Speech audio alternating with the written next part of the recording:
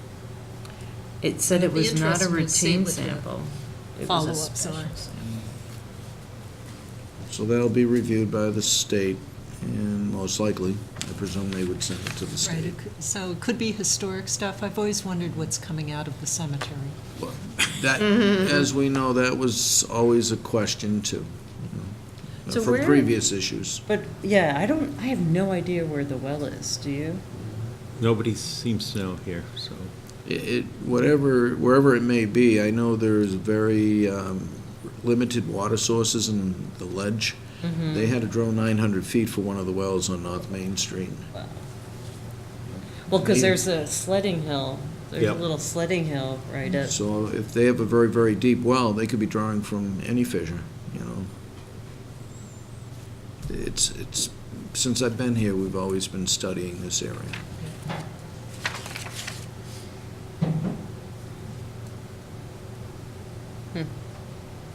but what about the HPC, what could be? Can I see it for a minute? Yeah. Oh, well, give it to, no, that's fine, Daryl. No, go ahead. The hot report. I was like, I looked at it, it's in my car. Ellen even highlighted it for me. I think we should just be watchful. It's not a level of concern right now, and there's a million potential sources, including things that the school is. Doing itself. Yeah. And what's the standard? So, And on the toluene again, the value is 7.9 micrograms per liter. yeah, And the ppb, and the standard's ppb, 1,000 ppb, or a part per 1 million. ppm. Yeah. I'm not Okay, sure. So they're Certainly, if it was wildly cholera, underneath it. magnitude. Yeah, oh, I'm not worried. instantly have to launch I could have it Roughly. in my hand right now. studies, yeah, It's yeah. not harmful, it's a fingerprint. Yeah. It kind of But leaves it around. isn't it supposed to be under 500? Well, that's what we asked, that it be Yeah. under 500. Yeah. And that's it. Now, the So HPC is, what's the limit there? That's what, Oh. So They We're were just talking about 500? If not, they Yeah. retest and resanitize, and they usually resolve the problem. Talking about resanitizing is, I wonder if, who knows what they've been trying to do there? Have they disinfected the well recently? Yeah, toluene, I believe, showed up in other wells downtown. it's Pretty I think recently. the most commonly detected thing in the town of Sherborn, Yeah. in terms of a VOC. It's pretty much the only one I've seen pop up in the wells. I think MTV. We even see it popped when up they at drill, some time. they introduce it sometimes, they won't say they did, but the drilling oils and so forth, the toluene shows up quite often. And chlorinated compounds from disinfection. So there is no MCL for HPC or MCLG. We went off a standard From of EPA. 500 in town. Yeah. So if we see 500, we have them retest, and usually it cleanses out. It says EPA considers the health benefits of complying with a bacteria concentration near zero versus some higher level, e.g. 500 per milliliter, as unquantifiable and probably negligible. And that you need so much disinfectant that the cost benefits And doesn't rationalize. Disinfectants aren't innocuous, so. That's what they're Usually. saying, so. um, So is this I guess our answer is we're Mine. not gonna worry about it. Yours. If it rings a bell to I mean, the state, So, it could take years to try to figure I out. don't know what to do with this. yeah, it's not, Oh, now so they're it's not saying meeting our 500 recommended for CFU per HPC, mil but for it's potable water. compliant, but So it's not 500. compliant. For the It's HDP. a No, but recommendation, Not our it's not water a- supply. And the board accepted that Yeah. recommendation. It's- No, it doesn't- Missouri. So is it The meat so it's a doesn't- public water supply? Yeah, for some which reason, we Sherborn came to 500 for our requirements, but standard. does meet DEP requirements? I don't, it's Does not it- an EPA So it requirement. seems We like we issued a could- food permit, but it seems like if it's. Just board felt that if it was qualifying at that level. 500 seems That's to the be, water. like Canada, that Yeah. seems to be like I mean, what I the, would say is if you have a compliant water supply for What, water, um, then it's difficult to what's the say it's not compliant for toxicity food, of, since the of food is xylene? incidental contact. or Also the water pretty is low. poor. Right. So Because adding the. And so I think that would be the basis. Somehow is to say, deactivates the Yes, benzene ring approve the from food being as permit. toxic. Yeah, because I it's mean, compliant with its it's- regulatory body, which the for most pharmacokinetics are water- just like for most really food different, services even would though be you're just us. adding like But A in methyl this- alkyl or for group most or- Yeah. water supplies, Glad you not said us, that in word. this I case, haven't it's the heard that state, word in a while. with the compliant with the state Pharmacokinetics, requirements. Oh, pharmacokinetics, yeah. Pharmacokinetics. What about other things, like So- if it's nitro, Sorry, we're having a whole benzene, meeting or, over here, I'm sorry. So going back to the food. So, we So- just so have to just going decide the on food whether permit, I to think give them a food. What I would say I'd is say- they're compliant with the regulatory body for their water supply, so we should approve the food Yeah, permit. I agree. and then eventually you can go back to whatever. Okay, sorry. But, She was just okay. educating me on the toxicity difference between benzene, toluene, and xylene, Oh, which I understand the chemistry, but not the toxicology. Sometime, yeah. So moved? okay. I don't know what the motion was. But which is the So one do that we have a compares- motion to approve the See, the problem was the. Pine area Hill is Food Pine Establishment. Hill, there we It's a go. disinfection. Permit renewal that for they- 2019. On the Get basis of Pine Hill aerosolized being and then it compliant calls. with the regulatory body for their water supply. Down at the level. Sure. No, I don't think it was totally, what, the one, whatever it is, Being compliant with, was something that gets aerosolized and it is clinically significant. I just, you're talking about the radon? Right, but they're a public water supply. Right, so You they could have- have put in a public water supply. okay, and then- okay. Fine, so, compliant with Mass DEP's As requirements the for regulating their. body for their public water supply.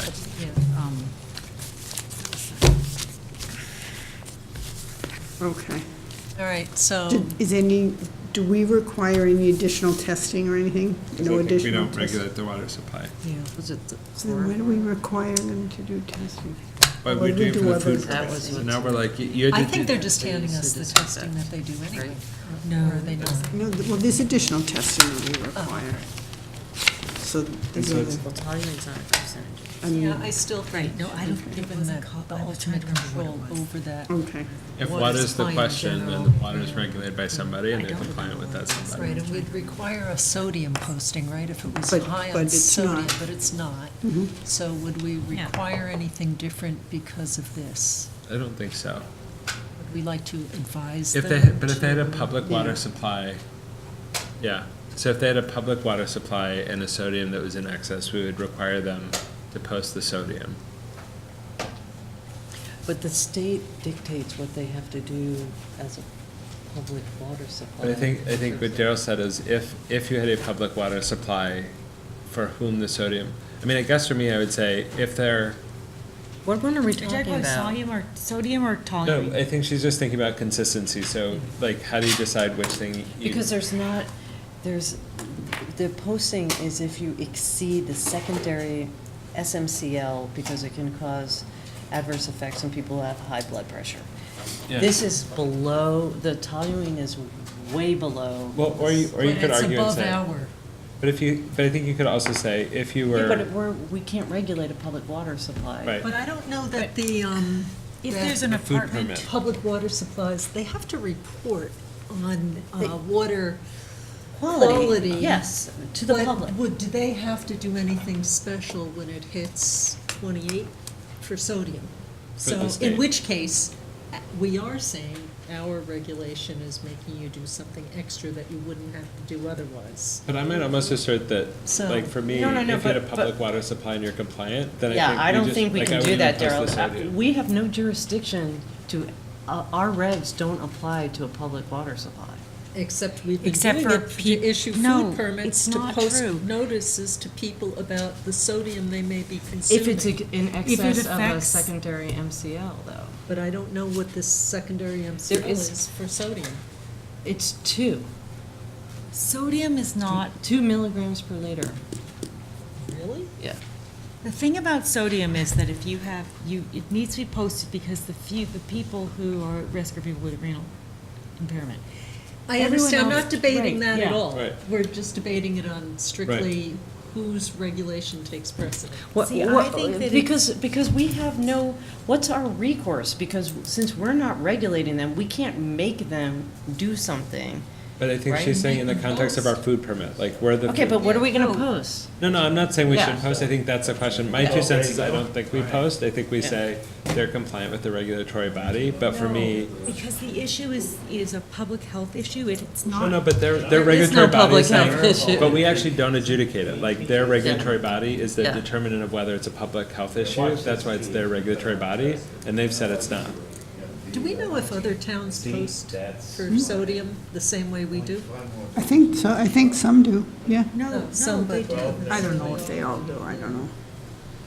I mean, actually, The fact that it's a public water supply does not minimize But the if you say I'm But then the justification for question is posting. whether we apply that same concept in the case that we're looking at right now. But I think That's if you what we're then say, wait, like- it's even higher. We're not debating the value of it, we're But I think debating. the question of like, I'm if not you confused say, or not. I understand, but I'm saying that the fact that it's a public water supply does not, but if you say I'm posting it away at the- elementary school, that I'm posting this because Sherborn Board of Health, you need to be prepared to say, people will infer that you're asserting that this is unsafe. Right. And the point is, you may make that argument for sodium.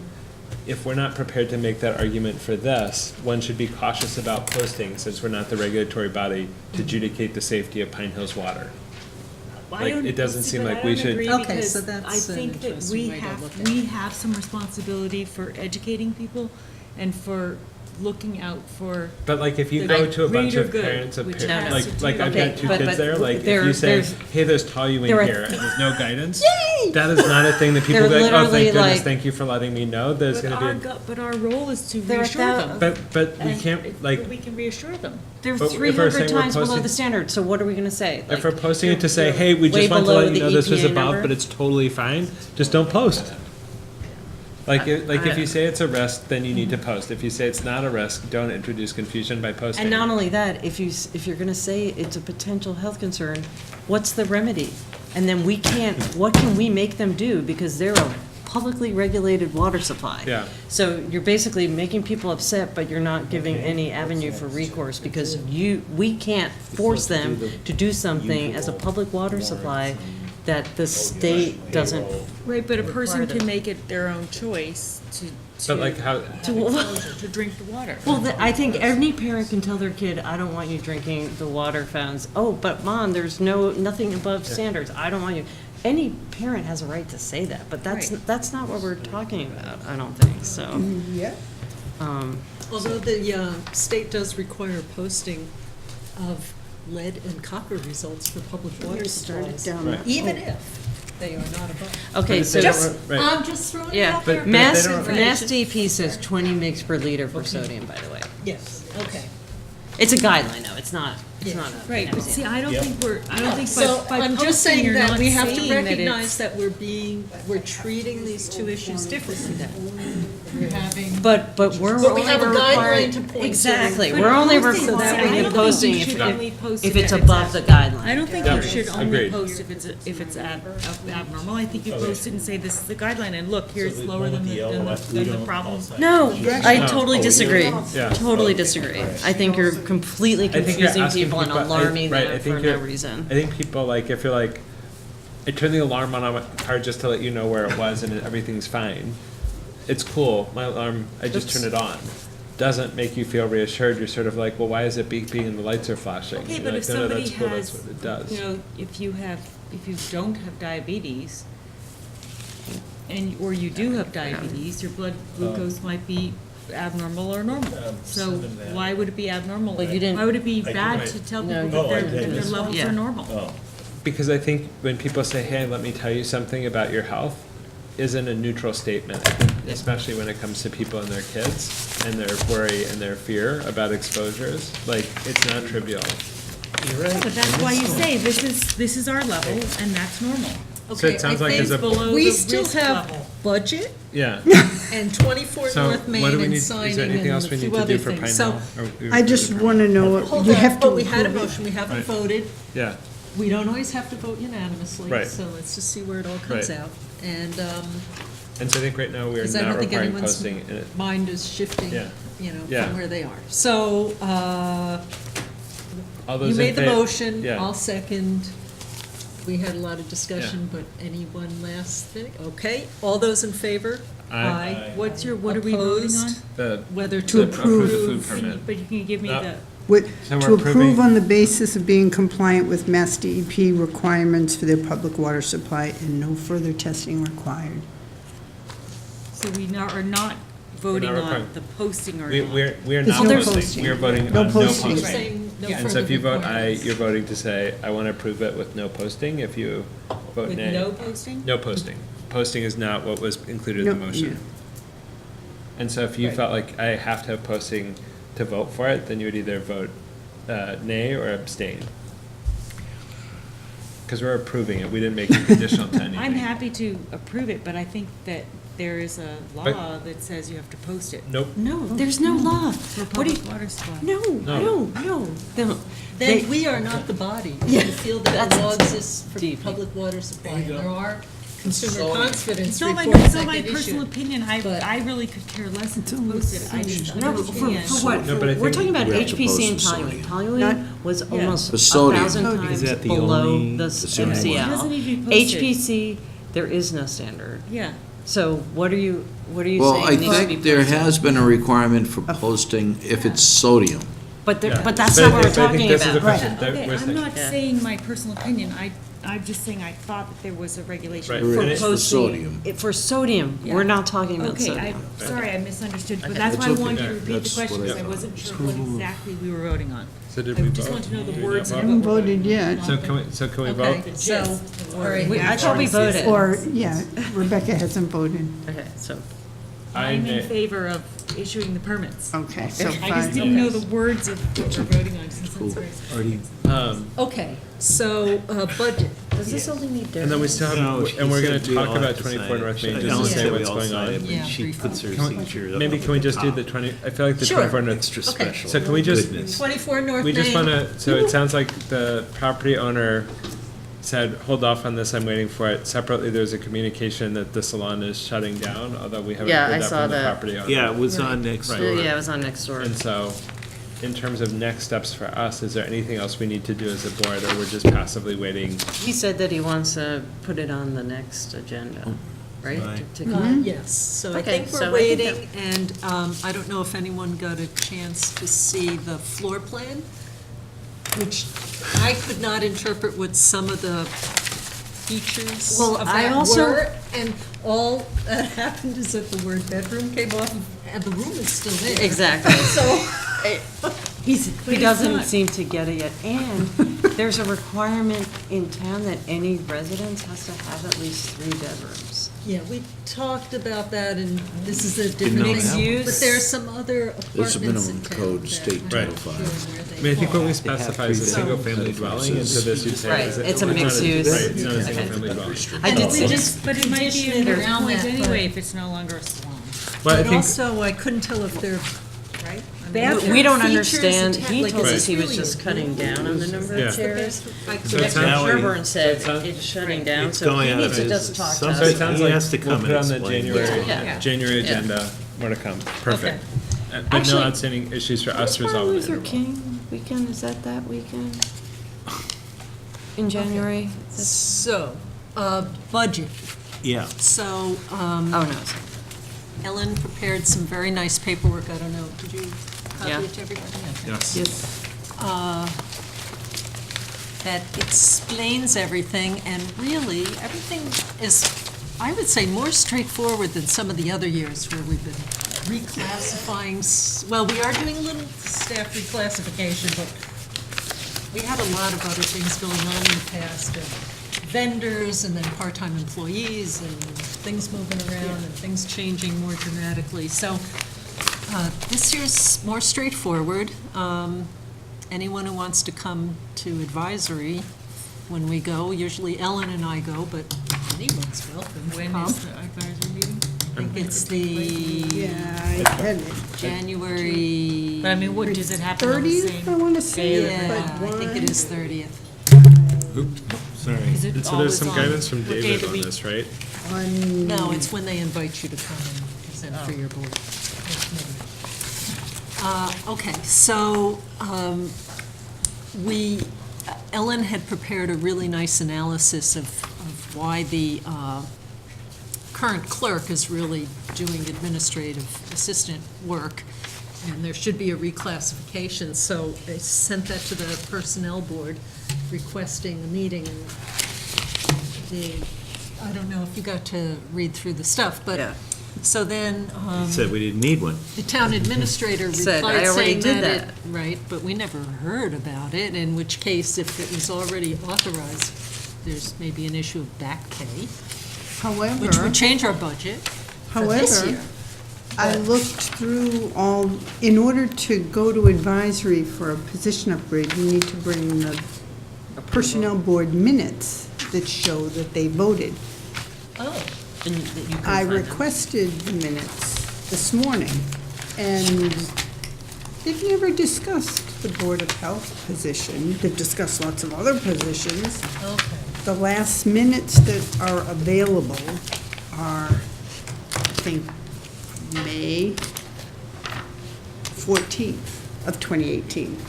Oh, okay. And I have other agendas, but there's no other minutes for 6 months. But prior to that, and David's email had indicated that it was in April.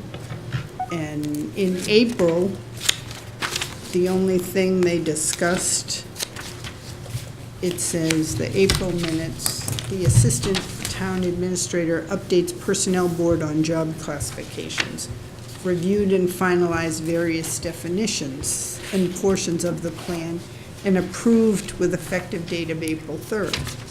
So I requested a copy of the personnel plan dated April 3rd, and I haven't received it yet.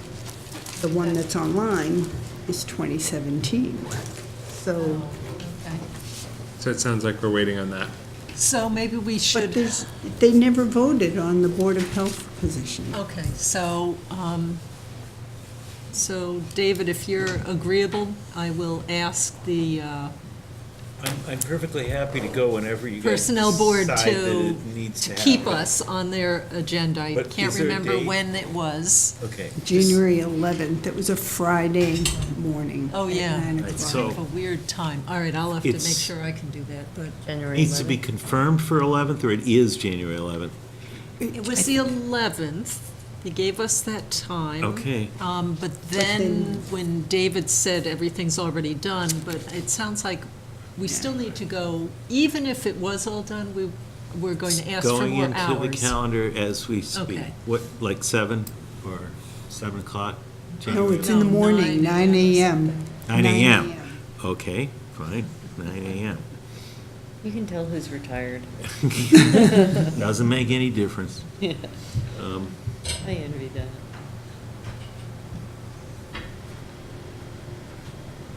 Thank you. Personnel Board, where does it meet? I think here, although I saw something about SOS meeting here on that day too. But I don't know, it'll be one of the 2 rooms. so- All right, so when I email them back, I will copy you on that if I didn't before, and we'll see if they confirm and give us any more details, and then we can talk about just getting together to go over some of the backup Make the documents. game plan before we go. Good. I mean, there isn't too much of a Not too game plan complicated. to it. It's, I think Always good it's to do that. straightforward, but one never knows. Maybe your fresh set of eyes will reveal something different. As far as the budget, should I submit both versions? I don't know, have you done that before? Yeah, Okay. yeah, and that way they're aware. Yeah, Well, one includes the position upgrade and additional hours for the clerk position. And that one should be dependent on the personnel board. Right. Just submit the one you think. We'll go, Personnel board one, not the one without it. so just submit the one with the personnel, assuming personnel will approve it. Okay. You already said, I catch everything, you said you talked to them last April, just to report it. No, that's what David had indicated, but we were never notified. Williams. Oh. Meaning you reviewed it? he said that said it's it was- already taken care of, but we have You no just wanna see that. notification. So we just want to make sure that everything's in place. And you're on the side of pushing what you want. Okay. So Okay. second budget So, proposal. yeah, Denied building on the diet. That's going to be a little tough It's with, gonna be hard. He's like, no, I'm in the back corner, it's perfect. You don't know who it was. Where's that voice coming from? Budget you think it should be, okay. and explain the reason for the increase, but between now and January 30th, you get personnel board either send an email or vote in every meeting. Okay. David's already sort of taken care of. Yeah, well, so we'll keep this email, because it's, You can always go back down if they deny it, but you're better off. Well, and actually, what you want it to Yeah. be. yeah. And if he felt it was approvable and something we don't happened, have then, no, I know, personnel No, no, but I think but that it it's- bears, yeah. it says yeah, this it's is an likely to, other support. it was so for the whole approvable, thing, it so- felt already approved, even Yeah. if that may not Okay. be strictly what we can demonstrate, then we just need to fill that gap. Do we need an official vote to have Yeah. this in the, okay, so do Yeah, we have a because- motion to have to Ellen? approve the, whichever. Second budget Approve the proposal. budget and have her So provide moved. the, Second?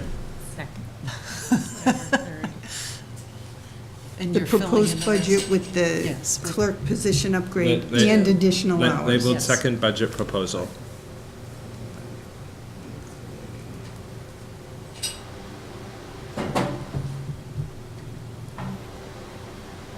Oh, and then we just have, okay. And is that voted? Did you vote that? All those in favor?